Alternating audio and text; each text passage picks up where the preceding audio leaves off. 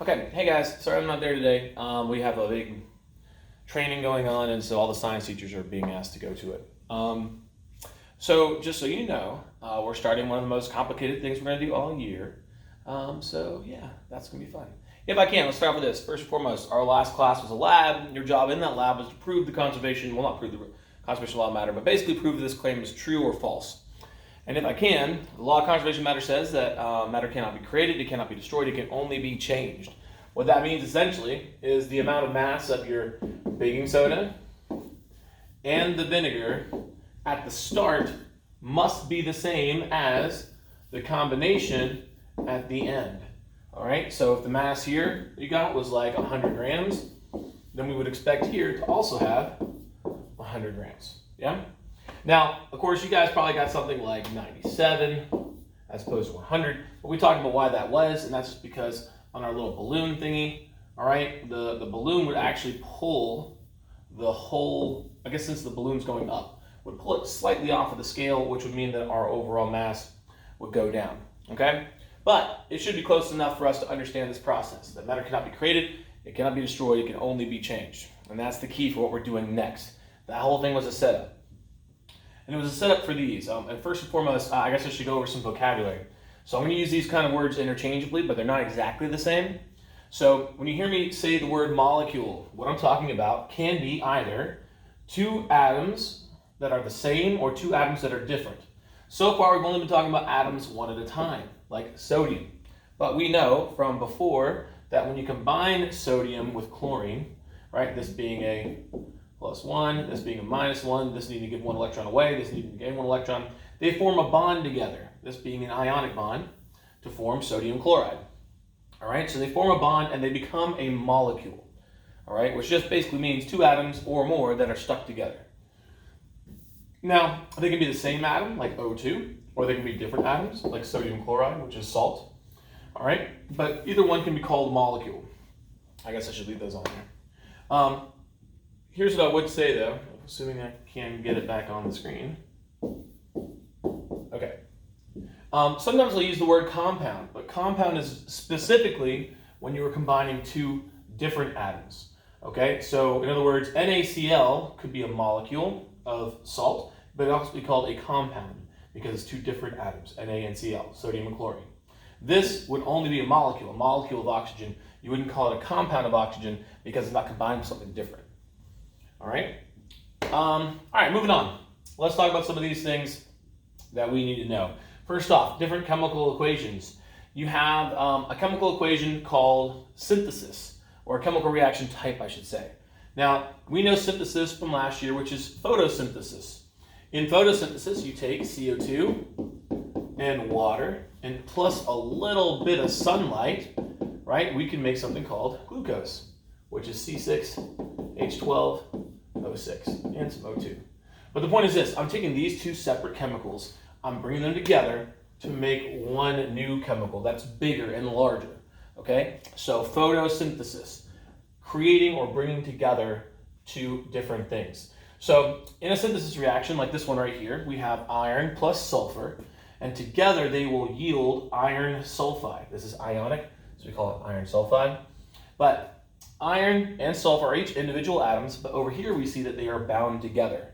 Okay, so this is very similar to what we did earlier this year when we take elements like lithium and oxygen and we combine them together to make lithium oxide. Okay, like we would do this in class all the time, but now we're going to look at giving these actual reactions names. Okay, so there's a name for this overall reaction, synthesis. Very similar to fusion, but in fusion we're talking about the nucleus of the atoms coming together. Here, we're not talking about the nucleus coming together at all. Here we're talking about the exchange of electrons. So this is going back to our earlier one talking about chemical formula and the rule of 8 and all that good stuff. So here we are synthesizing, okay? A couple things I do want you to know. Anything over here on the left side of the arrow here is called a reactant. And everything over here on the right side is called a product.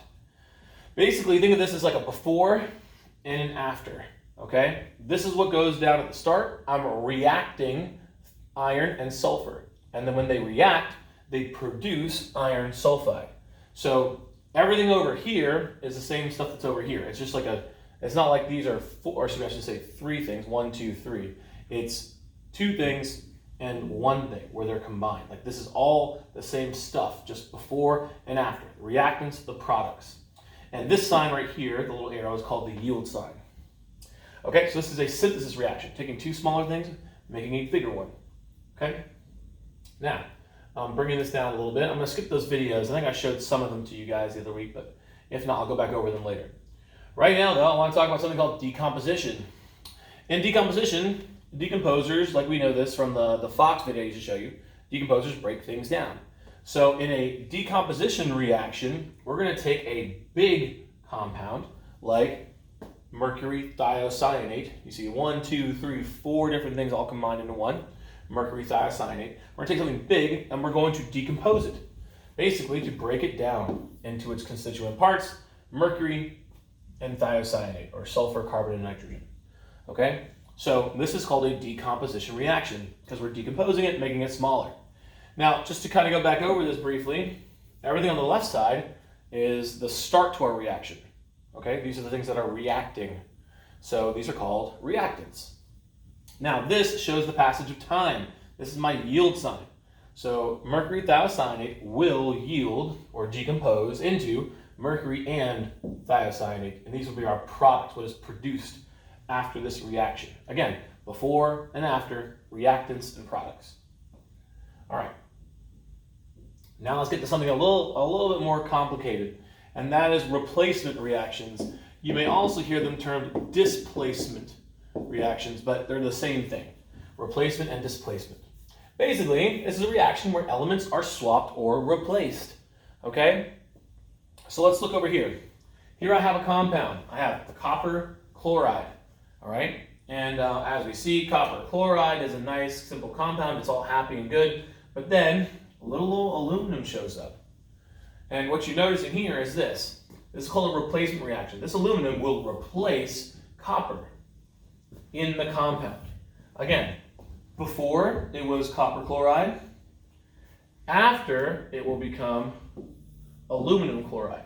Okay, see how the aluminum replaced the copper in that reaction? Okay, so this is a replacement reaction. In fact, we call this a single replacement reaction.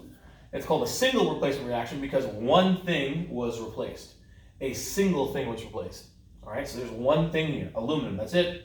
It's fitting in for my copper. My copper gets kicked out and chlorine forms a new bond, but this time with aluminum. So that's a single replacement reaction. Now down here we have what's called a double replacement reaction. It's called a double because I have 1, 2 things that will now be replacing in my initial compound. So here I have sodium hydroxide. I'm going to combine it with hydrochloric acid, HCl, and when the two of them combine, you'll notice sodium is now paired with chlorine. That's one swap there, and then now we have hydrogen combined with the hydroxide group.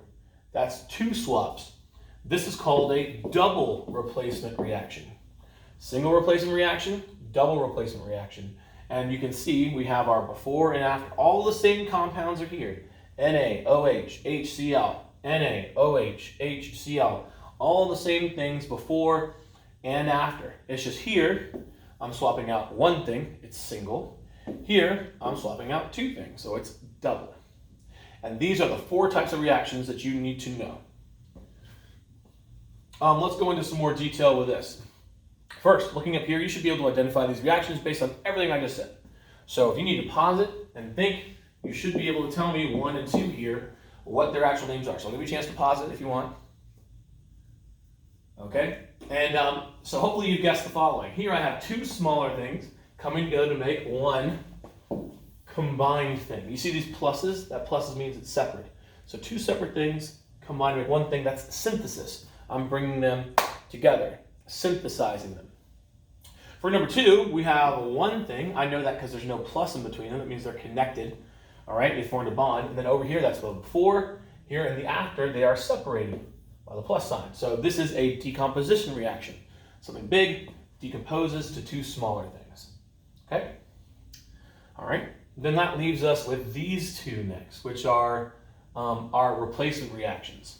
So for 3 and 4, again, if you want to pause it and guess what they are, go ahead. But for these two replacement reactions, they can either be single or they can be double. And it's easy enough to figure out which one is which because all you gotta do is look here. So here I see I have one compound, okay? And that one compound is being swapped in here. So we're rotating the B and the C. So since it's a single one that's being replaced, this is our single replacement reaction. And then over here, we have two things that are going to be swapping in. And since there's two, we call this a double replacement reaction, okay? I feel like this is pretty straightforward, but it's going to take some practice until you can identify it. And we're going to work on that here, okay? So how do we work on it? We're going to work on it with analogy training. Basically, creating some kind of like link between these two things. You could say Superman is to strength like Mr. Ellis is to, don't say bald, he's strong. What's this, like strength, right? You can fly. Like Mr. Ellis is to, Superman is to strength like Mr. Ellis. What am I good at? Making jokes. I'm sure you're laughing. I know you're all laughing, right? Okay, anyways, what am I talking about? Oh yeah, analogy training. So comparing two things that are kind of like the same but also kind of different, that's what an analogy is. So you're going to do the following. Create an analogy that explains synthesis, decomposition, single replacement, double replacement. Explain that analogy and then give a reaction example. Let me show you what I mean. There's a more traditional analogy for these kind of reactions that some of you guys may be familiar with.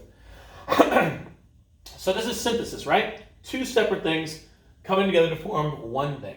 So a simple analogy you could use, you're not allowed to use this is my analogy, is relationships. Chemical equations and reactions are like relationships. Here we have two lonely single people. Get a little look at each other. And here they form a bond.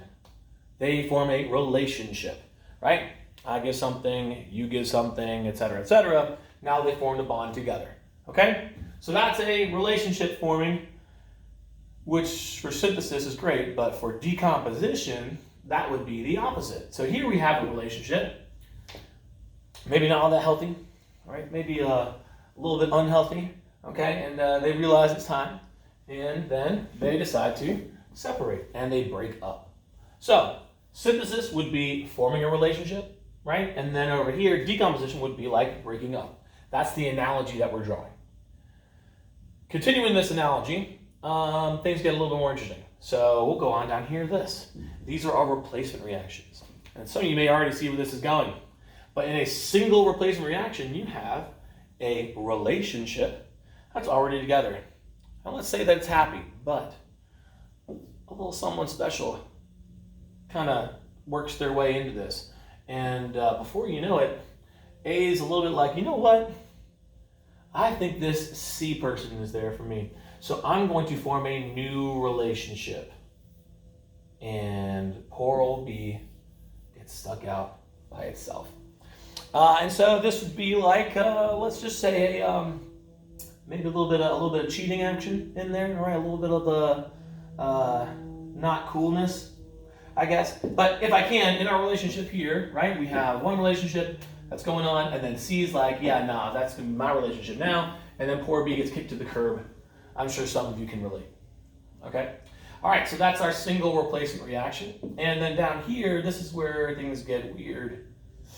And I do mean weird. All right, so in this equation, we have two things that are being swapped out, okay? But you'll notice that A and B have a relationship, and C and D have a relationship with each other, and then they realize that they were with the wrong partners all along, and they switch. This would be like me and my friend Bradley in middle school when we were in 7th grade, and I was really into Katie Jo Pittman, me and Katie Jo, and my friend Bradley was really into Kate, and we were like, okay, I'll tell you what, let's ask them out at the same time. Then we can like hang out and do things together. And we were like, sweet. So we did that. And I was with Katie Jo, and Bradley was with Kate. And then I was like, well, you know, Bradley, I actually kind of really like Kate. And then he was like, well, you know, Oliver, I really like Katie Jo. And so, you know, we swapped. We This is an agreed upon thing, a situation.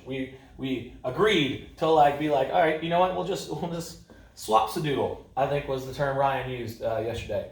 We swap-sadoodled, and then we ended up in 2 happy new relationships, which also only lasted about a couple weeks. Actually, no, that's not true. Mine lasted for like 8 months, and then when I moved to high school, I never talked to her again. I was in middle school, okay? All right, if you guys don't know this, guys are terrible, okay? All right, we're terrible, all right, objectively, all right? So I make no apology. Well, I do make some apologies, okay?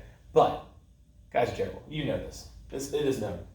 Okay, anyways, here's what we're gonna do. We're gonna come over here to this and talk about what you have to do. So you're gonna divide your page into 1, 2, 3, 4 sections, okay? Synthesis, decomposition, single replacement, and double replacement. And then what you're gonna do is this. For your top half, for example, this is going to be your synthesis in the top left-hand corner. And all you're going to do is you're going to create an analogy for synthesis. So if I take chocolate and I take peanuts and I put them together, I can make like a Reese's cup, right? Or a Snickers bar. It's just taking 2 things that are separate and coming together to form one compound. That's a synthesis reaction. We had CO2 and H2O yield glucose, or sodium plus chlorine yields sodium chloride, or salt. But make sure you give me an analogy like this. You explain the analogy, and then you give me a real-life equation that matches. That's what you're required to do. 3 things. The analogy drawn out, the analogy explained, and then lastly, a real chemical equation that shows you understand what synthesis is. Keep in mind, I expect pluses between things that are separate. So over here, we see decomposition of a cheerleading pyramid. Here they're all together, and then here they all are separate. But again, between them, I would have to put what? Pluses to indicate that they are separate, okay? So again, I have my analogy, I draw out, I explain it, and then I get a reaction of my own. In this case, the decomposition of sodium chloride back into its constituents, sodium and chlorine, separated by a plus. And you would do the same thing here for single replacement and double replacement, okay? So just one more time, 3 things. Create an analogy, explains what's happening, and create an analogy, and then explain it and give a reaction example. Just 3 things, okay? Analogy, explanation, and a real chemical equation. You can look those up or make them up on your own. It doesn't matter to me as long as you make a proper chemical equation, okay? All right, this is a good time to pause it and work. I'll give you guys maybe, let's say, 15, 20 minutes to do this. It shouldn't take that long, all right? All you gotta do is recreate these things about 5 minutes or so per slide. You can pause it here and come back to it when you're done. All right, I'm going to assume that you paused and we're back, or maybe you didn't pause and now things are awkward because you're listening to me talk about the next thing. But this is where we get to, again, the most challenging thing we're going to learn all year for people. But here's the deal, I'll tell you what we're going to go into. Once you get it, it'll be like easy. Like once you see it, how it works, you're like, oh, this is easy. And then you'll like have fun with it. Like, but at first you're going to be like, what is this? And I understand that feeling, but you will get better at this and it'll make more sense as we go, okay? So, first and foremost, before I move forward any further, I want to go back over all of these terms. So, looking at number 2, if you want to take a second to think, tell me what kind of a reaction number 2 is. I'll give you 3 seconds to think and then I'll say it. Decomposition. Decomposition because we go from one big compound where they're bound together, and then we have 2 separate ones at the end. That's a decomposition reaction. For number 3, I'll give you a second to tell me what it is.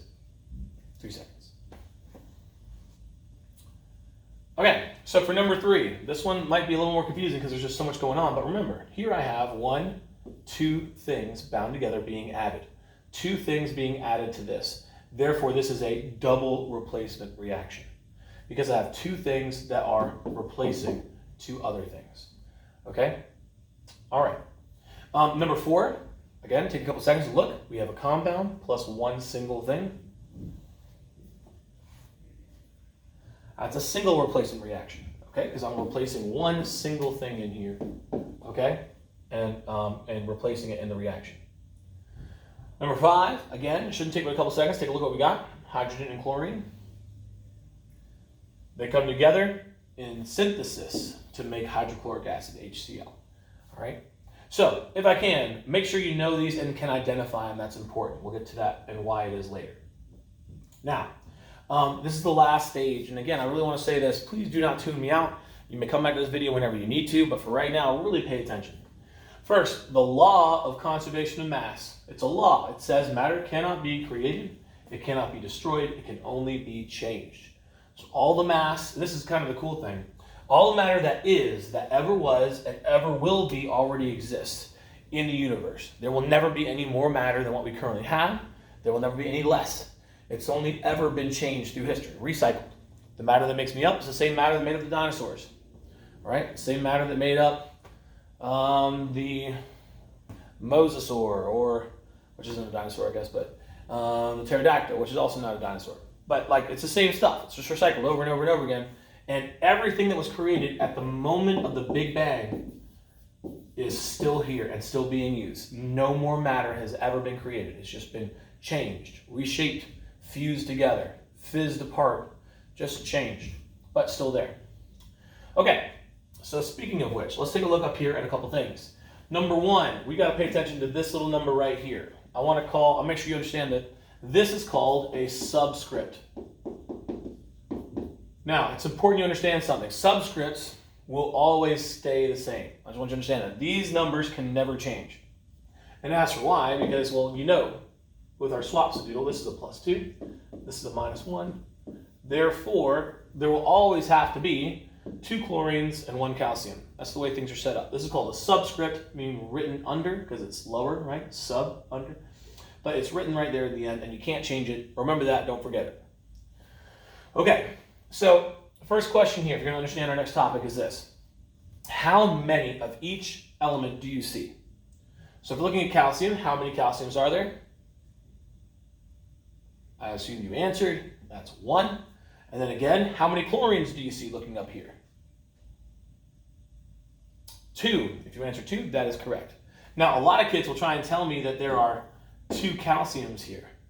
Okay, but that's not true. There's only 1. Remember, there's a secret 1 hidden behind that. Okay, that 2 only applies to the element in front of it. 2 chlorines balance out that 1 calcium. You guys know that. You could even draw out the bond yourself if you wanted to see it for sure. But 2 chlorines, 1 calcium. You cool with that? Okay. Now, this is where it gets a little trickier. I want you to look over here. Now what they've done is they've added a 3 in front of the calcium chloride. And for those who know their math, if I have x plus x plus x, that would equal 3x, because there are 3 x's, okay? So what you're looking at right here is this. Here we have 3 CaCl2. So assuming you understand that x plus x plus x equals 3x, then what I want you to think about is this. If I have 3 CaCl2, how many calciums and how many chlorines would I have now? I'll give you a couple seconds to think. Looking at this, how many calciums? 3. Looking at this, how many chlorines? 6. Now, hopefully you got that, and there are many ways you can get that, but here's what I want you to understand, okay? 3 CaCl2s, this is called a coefficient. Coefficients go in front of a variable or some letter, right, to tell you how many of them there are. This means there are 3 CaCl2s. In other words, CaCl2, CaCl2, and CaCl2. So if you understand that 3 CaCl2 means there are 1, 2, 3 of these things, then you can understand that we have 1, 2, 3 calciums. There's 3 CaCl2s. 1, 2, 3 calciums. And 2, 4, 6 chlorines. Okay, so this coefficient tells you that there's 3 of these. Okay? And if you want to do this really simply, without having to draw all this out and overthink it, remember, there's a 1 right here. 3 times 1 is 3.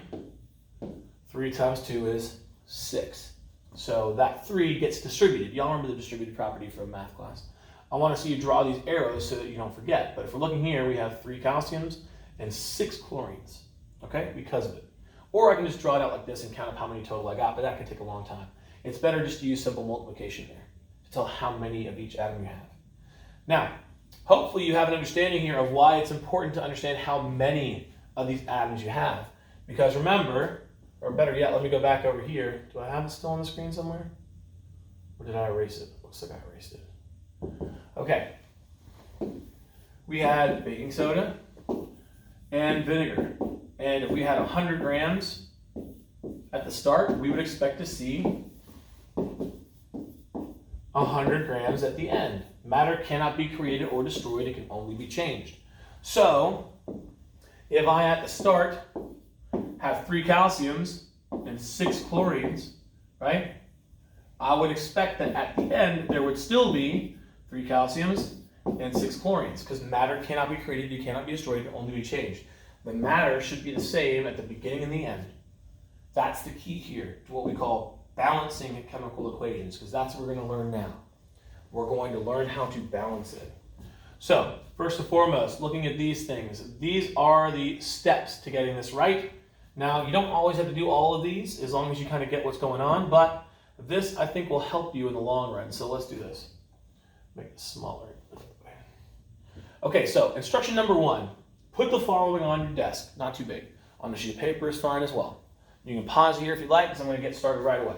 So write what you see here on that page. Okay, or on your desk. I'm assuming that by now you've written this on your desk. If not, pause it. Okay. Now, first instruction says this. Looking at this chemical equation, I see I have 2 separate things coming together doing one thing. That's a synthesis reaction. Now, within the synthesis reaction, this right here, as you'll find shortly, is impossible. Let me explain. Here I have H2. So first thing it says is draw it. So I draw 2 hydrogens that are bound together. Okay? That's a molecule of hydrogen, and over here, I have a molecule of oxygen. Okay?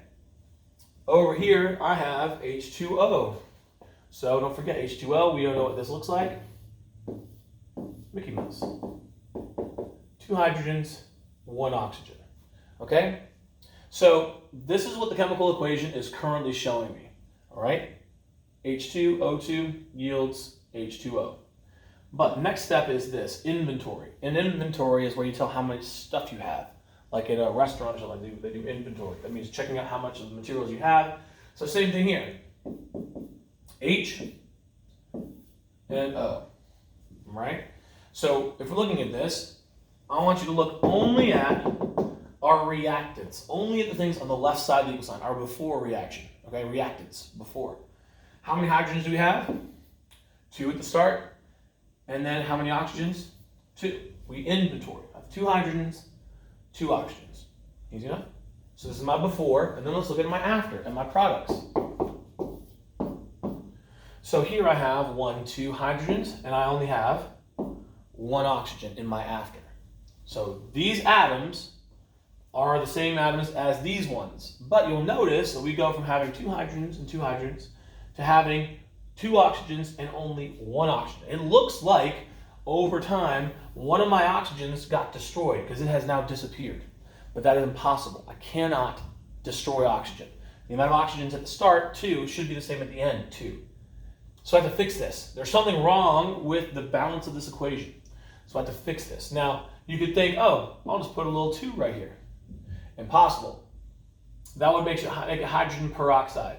2 hydrogens for every 2 oxygens, 1 for 1, hydrogen peroxide. But you can't do that. Subscripts are intentional. Okay, they're very specific, and they're put there for a reason. You cannot change those. What you can do, though, is change this number in front, the coefficient. In other words, if I need, my hydrogens are good, if I need an additional oxygen over here, what can I do? Well, I can put a 2 here. That's my coefficient. So now I've gone from having 1 water to having 2 waters, okay?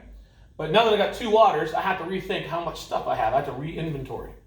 Okay, so re-inventorying here, I look, I have 1, 2, 3, 4 hydrogens, and I have 1, 2 oxygens. Cool. Want to look over here? My oxygens are good, but now my hydrogens are not. My hydrogens over here are 2, and here I have 4. It looks like I've created hydrogen. It looks like I've made 2 more out of nowhere. And again, that is impossible. So I got to fix this equation up here to make it realistic. You wouldn't have 1 molecule of hydrogen, 1 molecule of oxygen to make 1 molecule of water. That's impossible. But what you can do is this. Looking over here, I need this to be 4, right? Well, that's a 2 there. So that means if I brought in another H2, now I would have 1, 2, 3, 4. Now I would have 4 hydrogens. I brought in 2 molecules of H2. H2, H2. There's 2 of them. And that now gives me 4 hydrogens. And if I look, 4, 4, 2, 2, everything is balanced. Matter has only changed. It has not been created, it hasn't been destroyed. It's just been rearranged. 1, 2, 3, 4. 1, 2, 3, 4. 1, 2, 1, 2. Before, after. Identical.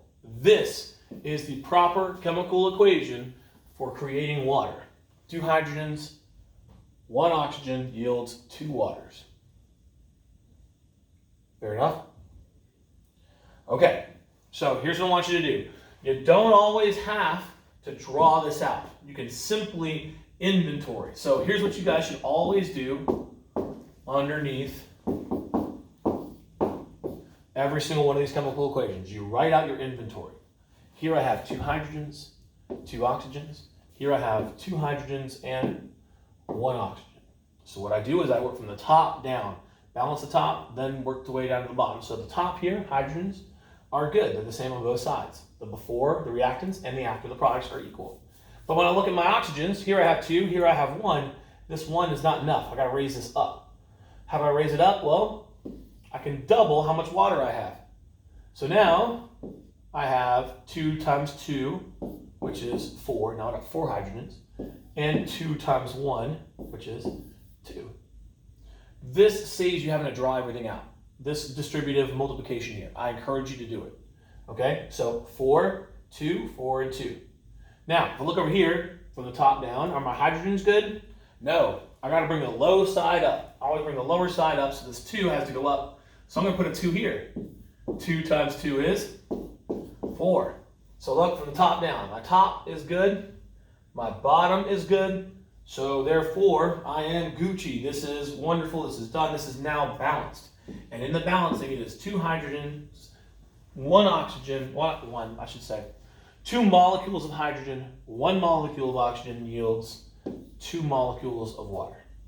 And that's how you balance a chemical equation. And this is realistic. This exists in nature. This does not. This one does, okay, because it's balanced, all right?